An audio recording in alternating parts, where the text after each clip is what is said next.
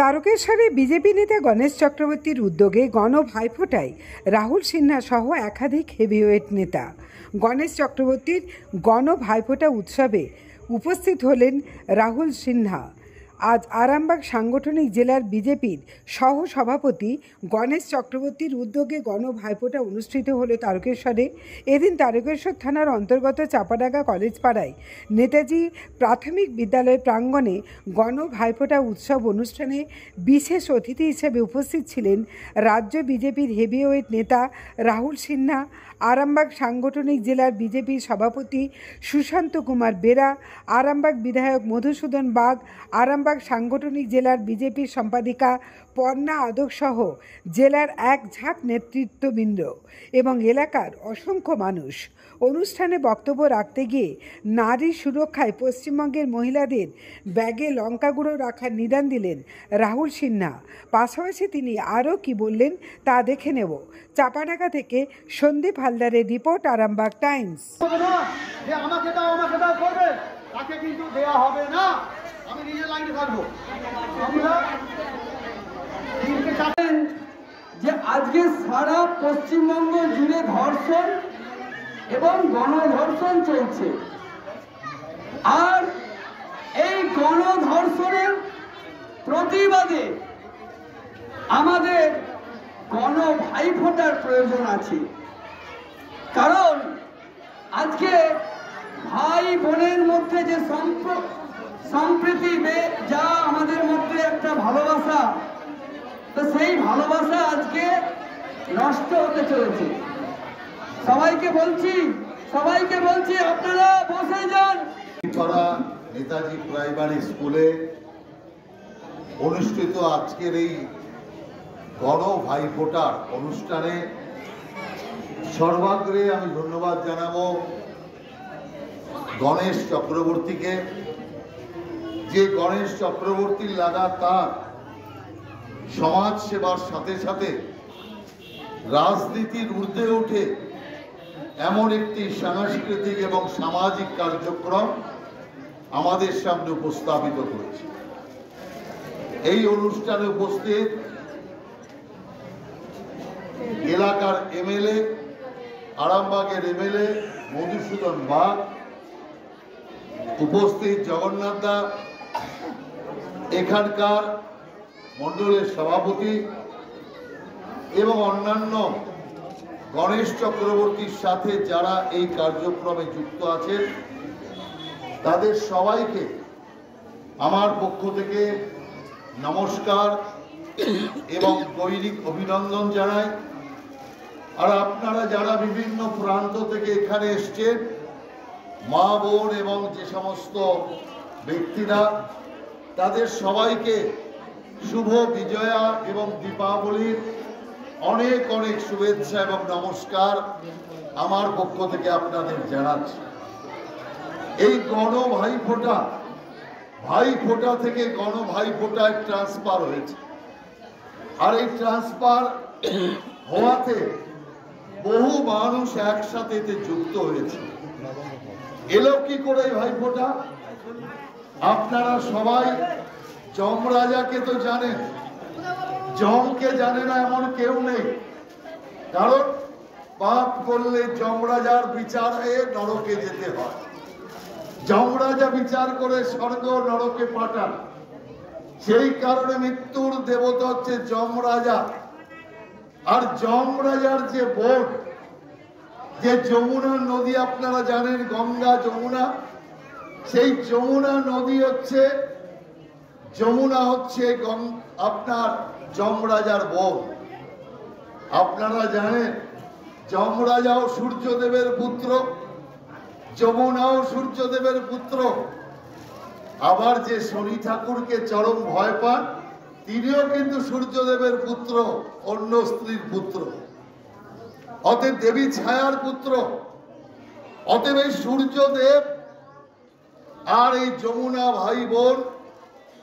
যমুনা বারবার সূর্যদেবকে ডাকে, কিন্তু কাজের ব্যস্ততার কারণে সূর্যদেব আসতে পারে না, যে কারণের জন্য শেষ পর্যন্ত বোন একটু রেগে গিয়ে তাকে দিব্যি দিল, দিব্যি রইল, তুমি আসো। যমরাজা এলেন। কোথায় এলেন? ভগবান শ্রীকৃষ্ণ কিশোর অবস্থায় তার মামা কংসকে বধ করবার পর যমুনার যে তীরে ভগবান শ্রীকৃষ্ণ বিশ্রাম নিয়েছিলেন, সেই স্থানে যমরাজা এলেন তার বোন যমুনার সাথে মিলতে। সেই সময় যমুনা যমরাজার আরো যাতে শুভত্বের কাজ হয়, তার আরো শ্রীবৃদ্ধি ঘটে, তার জন্য বোন হিসাবে তাকে আশীষ হিসাবে ফোঁটা দিয়েছিলেন। এই ফোঁটা থেকেই শুরু হলো ভাই ফোঁটা। যে কারণে ওই মঞ্চের মধ্যে আপনারা বলেন যমুনা দেয় যমকে ফোঁটা, আমি দিই আমার ভাইকে ফোঁটা। তার মানে ওই যে যম দুয়ারে কাটা পড়ার জন্য যমুনা যমকে ফোঁটা দিয়ে ভাই ফোঁটার সূচনা করলেন। সে কিছু তো দেওয়া নেওয়া হয়, বোন কিছু দেয়, দিদি কিছু দেয়, ভাই কিছু দেয়, দাদা কিছু দেয়। এবার ভাই হিসাবে যমরাজা বললেন, কি চাও তুমি? তুমি যা চাইবে আমি তাই দেব। যমুনা নিজের জন্য কিছু চাইলেন না। তিনি বললেন যে যদি কোনো বোন তার ভাইকে ফোঁটা দেয়, আমি চাই যে সেই ভাই দীর্ঘায়ু হোক, যমের যে যমদণ্ড তার থেকে সে মুক্ত থাকুক। যমরাজা তখনই তথাস্তু করে যমুনার দেবীর সেই যে আকাঙ্ক্ষা তাকে পূরণ করলেন। তার জন্য আপনারা যখন দিচ্ছেন ফোঁটা, তখন কি বলছেন? যমদুয়ারে পড়লো কাটা। আপনি ফোঁটা দিয়ে ভাইয়ের যম দুয়ারে যাওয়ার জায়গায় কাটা দিয়ে দিচ্ছেন, অর্থাৎ দুয়ার বন্ধ করে দিচ্ছেন, ভাই যম দুয়ারে যাবেন। এই যে এত সুন্দর একটা ভাই আর বোনের সম্পর্ক, যেটা কালকেও পর্যন্ত, কালকে যমরাজাকে কাল বলে, কালকেও পর্যন্ত বাধ্য করেছে স্তব্ধ করতে। সেই বোনের ফোঁটা এত জোর, যে জোরে ভাই কালের যে অভিশাপ তার থেকেও মুক্ত থাকে। দুর্ভাগ্যের বিষয় এটাই, আজকে আমরা কি দেখছি? একদল উশৃঙ্খল দস্যু সারা রাজ্য জুড়ে সেই বোনেদের ওপরই কুনজর, কুদৃষ্টি, কুপ্রভাব, কুপ্রস্তাব, কুকর্ম একটার পর একটা হয়ে আসছে। পশ্চিম বাংলাতে এরকম ছিল না। বাংলা শিক্ষায় জগৎকে পথ দেখাতো, এখন বাংলা মহিলা নির্যাতনে জগৎকে পথ দেখাচ্ছে। এই হচ্ছে বাংলার অবস্থা। যে বাংলার সংস্কৃতিতে বিশ্বজোড়া যার নাম ছিল রবীন্দ্রনাথ ঠাকুর, বিদ্যাসাগর, রামমোহন রায়, স্বামী বিবেকানন্দ, নেতাজি সুভাষচন্দ্র বসু, এইরকম অগণিত মনি ঋষি ভারতবর্ষের মধ্যেই বাংলাকে এক মহান জায়গায় তুলে দিয়ে গেছে।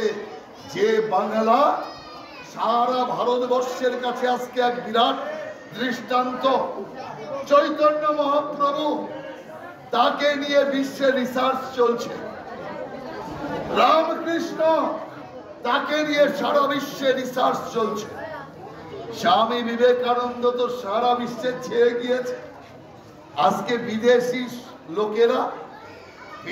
লোকেরা তাদের আয়াস ছেড়ে, গাড়ি ঘোড়া সব ছেড়ে, মাথা মুন্ডন করে, গেরুয়া পোশাক পরে, ইস্কনের ঝান্ডার তলায় হরে কৃষ্ণ হরে রাম করে হাত দু হাত তুলে নেচে বেড়াচ্ছে।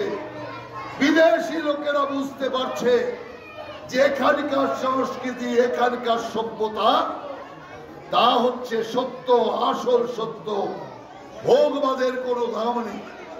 আর অথচ এই বাংলা যে সংস্কৃতি শিখিয়েছে, সেই বাংলা আজ কি শেখাচ্ছে? সেই বাংলা মা বোনেদের উপর চরম অত্যাচার শেখাচ্ছে। আমরা সব সময় শিখিয়েছি বোন, যে কোনো মহিলাকে বোনের নজরে, দিদির নজরে, বয়স হলে মার নজরে দেখো। আমরা যে কোনো দেবতার চেয়েও দেবীকে সর্বাগ্রে স্থান দিয়েছি।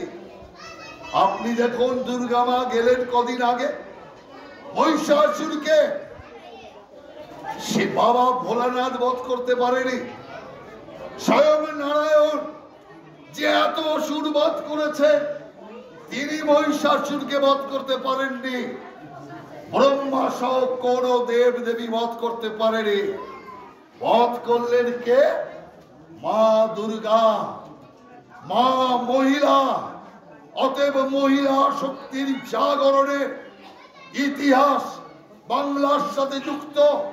আর দুর্গাকে, দুর্গাকে আমরা দেবী মানি না, দুর্গাকে আমরা আমাদের ঘরের মেয়ে মানি। যার জন্যই তো মেয়ে আসবে সব সাজো সাজো রব শুরু হয়ে যায়। আর মেয়ে যখন যায় তখন আমরা দুঃখী মনে মেয়েকে বিদায় করে আবার পরের বছরের জন্য অপেক্ষা করি।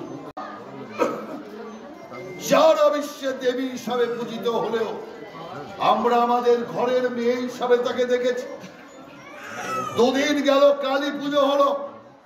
মাতা কালীকে, মাতা কালীও মেয়ে, অসংহার করছে দুষ্ট শক্তিকে, অসুর শক্তিকে। সেই কারণে আমি আপনাদের বলতে চাই, যে মাতা আমাদের কাছে আরাধ্য, যে মেয়ে আমাদের কাছে আরাধ্য, আজকে সেই মেয়েরা কাঁদছে। দুর্ভাগ্য এটাই, একজন মহিলা শাসকের আমলে সবচেয়ে বেশি কষ্টে, সবচেয়ে বেশি অবহেলায়, সবচেয়ে বেশি অসম্মানিত হয়ে আছে আজকে মহিলা সমাজ। মহিলা একটার পর একটা ঘটনা এখন ঘটতে ঘটতে এসএসকে হাসপাতালও শুরু হয়ে গেছে। আর্যিকর হয়ে আমরা ভেবেছিলাম থেমে গিয়েছে, কিন্তু দেখছি না। সেই একই ডাক্তারি, হয় পড়ুয়া নইলে ডাক্তারি ক্ষেত্রে কাজ করা, তাদের ওপরেও হামলা চলছে, সমাজের অন্যত্র হামলা চলছে। যত খবর আপনি পাচ্ছেন এই মিডিয়ার ভাইদের দৌলতে, সেই খবর আমি বলছি আপনাকে, মোট ঘটনার 25% মাত্র 25%। 75% ঘটনা লোকলজ্জার ভয়ে লোকেরা চেপে যাচ্ছে। 75% ঘটনা হুমকির কারণে চেপে যাচ্ছে। 75% ঘটনা পুলিশ কিছু না করার জন্য, উল্টে পুলিশ ঘটনাকে চেপে দেওয়ার জন্য, চাপ সৃষ্টি করার জন্য চেপে যাচ্ছে। আপনি ভাবতে পারেন, একটি মেয়ের সর্বস্ব সম্মান চলে গেল। সেই সম্মানের মূল্য একজন মহিলা বলছে 10,000, 20,000 টাকা, লাখ টাকাই দিল সম্মানের জন্য। আমি আপনারা এখানে বেশিরভাগ মায়েরা বোনেরা আছে, আপনারা নিজেদের বুকে হাত দিয়ে বলুন যে কোটি কোটি টাকা দিলেও কোন মা বোনের হারানো সম্মান টাকায় ফেরত আসে কিনা, এ প্রশ্ন আমি আপনাদের সামনে করতে চাই। শুধু টাকা দিয়ে, ঘুষ দিয়ে মুখ বন্ধ। সর্বক্ষেত্রে ঘুষ। ধর্ষণের ক্ষেত্রে এই সরকার ঘুষ চালু করেছে। অতএব আমি সেই কারণে বলতে চাই, এই ভাইফোঁটার গুরুত্ব অপরিসীম। যারাই পশু, সেই পশুদের বোঝাতে হবে যে পশু থাকলে চলবে না।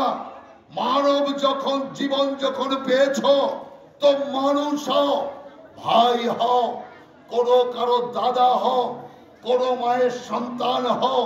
সেই কারণের জন্য এই পাশবিক অসুরি কাণ্ড শেষ হওয়া দরকার। হয়তো এখন নানা রকম দস্যুদের কথা আমরা শুনতাম, মহিষাসুর, আরো নানা রকম দস্যু, তারা নেই ঠিকই, তাদের বংশধরের কিছু দস্যু আবার এখানে উপস্থিত। সেই কারণে আমি মা বোনদের সবাইকে বলবো, জাগ্রত হন আপনারা। আর এখন থেকে বোনেদের বলবো, আপনারা আপনাদের ব্যাগে, আপনারা আপনাদের সঙ্গে নিজেদেরকে রক্ষা করার জন্য অস্ত্র ব্যবহার করুন। কি অস্ত্র? না কোনো আগ্নেয়াস্ত্র, না কাউকে কাটার অস্ত্র, এর একটাই অস্ত্র হচ্ছে লঙ্কার গুঁড়ো রাখুন সঙ্গে, লঙ্কার গুঁড়ো রাখুন। যেখানেই দেখবেন উৎপীড়ন, যেখানেই দেখবেন ধর্ষণ, যেখানেই দেখবেন আপনার জীবন, আপনার সম্মান লুট করার চেষ্টা হচ্ছে, আপনার নিজের সম্মানকে নিজে বাঁচাতে লঙ্কার গুঁড়ো ছিটিয়ে দিন। একমাত্র লঙ্কার গুঁড়ো আপনাকে ধোঁকা দেবে না। এখানকার সরকার আপনাকে ধোঁকা দিতে পারে, মুখ্যমন্ত্রী মমতা ব্যানার্জি আপনাকে ধোঁকা দিতে পারে, পুলিশ প্রশাসন ধোঁকা দিতে পারে, কিন্তু লঙ্কার গুঁড়ো ধোঁকা দেবে না। একবার ছিটিয়ে দেখবে, একদম হাতে নাতে ফল পাবে। সেই কারণে আজ এমন অবস্থা হয়েছে, সমাজকে বিষাক্ত করে দেওয়ার চেষ্টা চলছে। এই সমাজকে সুস্থ করবার জন্য আমি গণেশ চক্রবর্তী এবং তার সাথে যারা মিলে এই গণ ভাইফোঁটার আয়োজন করছেন, তাদের সবাইকে আমি ধন্যবাদ জানাই এবং এলাকার মানুষের কাছে আবেদন জানাবো, এই রকম সাংস্কৃতিক কাজে, এই রকম পরম্পরাগত কাজে আপনারাও হাতে হাত মিলান, কাঁধে কাঁধ মিলিয়ে এদের সাথে উৎসাহ বর্ধন করুন। এদেরকে উৎসাহ দিয়ে আগামী দিন আরো সমাজ সেবা এবং সমাজ সংস্কারক কাজে এরা যাতে ব্রতী হতে পারে, তার জন্য এদেরকে উৎসাহ প্রদান করুন। আমি আমার বক্তব্যকে দীর্ঘায়িত করব না। বহু সময় ধরে মা বোনেরা এখানে বসে আছেন, সেই কারণে আমি আমার বক্তব্যকে না বাড়িয়ে মায়েরা যারা আছেন তাদের সবাইকে মাথা নত করে আমি প্রণাম জানাই এবং যারা বোন আছেন, সমবয়সী আছেন, তাদের সকলকে আমার পক্ষ থেকে শুভেচ্ছা নমস্কার জানিয়ে আপনাদের সকলকে আগামী দিনের জন্য দৈনিক অভিনন্দন জানিয়ে, সামনেই আসছে ছট পূজা, ছট পূজার জন্য আপনাদের শুভেচ্ছা জানাই এবং তারপরেই মা জগদ্ধাত্রী আসছেন, আর এক দেবী, আর এক দেবী, আর এক অসুর সংহারক। সেই কারণে মা জগদ্ধাত্রীর আশীর্বাদ আপনাদের সবার উপর বর্ষিত হোক, তার জন্য আপনাদের সবার হয়ে মা জগদ্ধাত্রীর কাছে আগাম আপনাদের শুভেচ্ছা, আপনাদের স্বাচ্ছন্দ্য, আপনাদের শারীরিক নিরোগতা কামনা করে আপনাদেরকে নমস্কার জানিয়ে আমি আমার সংক্ষিপ্ত নিবেদন শেষ করছি। বন্দে মাতারাম, ভারত মাতার জয়। করছিল 2-3 বছর ধরে। আমি গতবার বলছি আজকে এই চাপাডাঙ্গা এখানে এলেন এবং গণ ভাইফোঁটায় গতবারও আপনাকে দেখা গিয়েছিল, এবারও আপনি এলেন, কি বলবেন? না, দেখুন, আমি মনে করি পশ্চিমবাংলায় যেভাবে নারী নির্যাতন চলছে, বোন ভাইয়ের সম্পর্কই উঠে যাচ্ছে। আগে আমরা মহিলাদের মা জ্ঞানে, পিসি মাসিক জ্ঞানে, দিদি জ্ঞানে এবং বোন জ্ঞানে দেখতাম, কিন্তু এখন তো দেখা যাচ্ছে মাসি পিসি বোন কোনো কিছুর বিচার বলে কিছু নেই। একদল নরখাদক আগে আমরা দেখেছি, ইতিহাসে পড়েছি, তারা নানাভাবে মানুষের উপর অত্যাচার করত, আর আজকে একদল মহিলার সম্মান খাদক, তারা মহিলার জীবন অতিষ্ঠ করে তুলেছে। পশ্চিমবাংলা শিক্ষা, সংস্কৃতি, শিল্প, পরিকাঠামো, স্বাস্থ্য ব্যবস্থায় একদিন অগ্রগণ্য ছিল। আজকে সেই পশ্চিমবাংলা মহিলা ধর্ষণ আর আপনার বেকারি, এতে হচ্ছে ভারত চ্যাম্পিয়ন। এটা একটা চরম দুর্ভাগ্যের বিষয়, দুঃখের বিষয়। তো সমাজকে যতক্ষণ পর্যন্ত মূল স্রোতে না আনা যাবে, ততক্ষণ পর্যন্ত এই জাতীয় যে অবস্থার পরিবর্তন হবে। সেই কারণে আমি এখানকার উদ্যোক্তাদের আমি অত্যন্ত ধন্যবাদ জানাই। গণেশ চক্রবর্তী এবং তার যারা সাথী সঙ্গী, তারা তাদের স্বল্প ক্ষমতা নিয়েও এই গণ ভাইফোঁটার মাধ্যমে সমাজকে অন্তত একটা মেসেজ দেওয়ার চেষ্টা করছে যে না, সকলকে তুমি ওই সিপিএমের মতো, কমিউনিস্টদের মতো মহিলা পণ্য এই দৃষ্টিতে দেখো, পরিষ্কারভাবে যে মাতৃজ্ঞানে দেখো, বোন জ্ঞানে দেখো, কিন্তু সেই দেখাটার জন্য আমি মনে করি এই ভাইফোঁটার মতো যে কালচার, সেই কালচারকে আবার সমাজে জোরদারভাবে ব্যবস্থিতভাবে ফিরিয়ে আনা দরকার। কালকে তো ঘরে ঘরে ফোঁটা হয়েছে, সে তো নিজের ভাই নিজের বোন মধ্যে ফোঁটা হয়েছে, কিন্তু এখানে দেখুন ফোঁটা হচ্ছে কে কার ভাই কে কার বোন কেউ কিছু নেই, সব মিলেমিশে একাকার। এটাই হচ্ছে সমাজ। আর আমরা সমাজবদ্ধ জীব, সমাজকে রক্ষা করতে গেলে সমাজের সকলকে নিয়ে ভাইফোঁটা করতে হবে। আপনি দেখলেন একজন মুসলিম ব্যক্তি তিনি পর্যন্ত ভাইফোঁটা নিলেন, বোনকে আশীর্বাদও করলেন। তার মানে কি এটাই সংস্কৃতি। ধর্মের চেয়ে ঊর্ধ্বে হচ্ছে সংস্কৃতি, সত্য। সেই কারণের জন্য ধর্মাচরণ যার যার আলাদা থাকবে, কিন্তু সংস্কৃতি এবং ব্যবহার সেটা এইরকম কদর্য হবে কেন? সেই কারণে এই জাতীয় ভাইফোঁটার কার্যক্রম আরও বিভিন্ন জায়গায় মানুষ করুক, এটা আমরা চাইব। আর এই চাপাডাঙ্গার সমস্ত মানুষকে আমি আবেদন জানাবো যে এই কার্যক্রমের সাথে আরও যুক্ত হন, কার্যক্রম আগামী দিন আরও বড় হোক। আমি যখন এসেছিলাম গতবার তার চেয়ে এবার আরও বড় আকার ধারণ হয়েছে। মানুষের যোগদান যদি হয় আরও বড় আকার হবে, তাতে সামাজিক সচেতনতা বাড়বে। যারা একদল পশুত্বের দিকে চলে গিয়েছে তারা তাদের মনুষ্যত্ব কিছুটা হলেও বুঝতে পারবে। জ্যোতিষ জগতে অদ্বিতীয় ডক্টর অঞ্জন শাস্ত্রী, আপনার উজ্জ্বল ভবিষ্যতের একমাত্র দিশারি। Call for booking 7477886099 or log in www.anjanshastri.com। Download করুন আমাদের exclusive mobile app astro Anjan.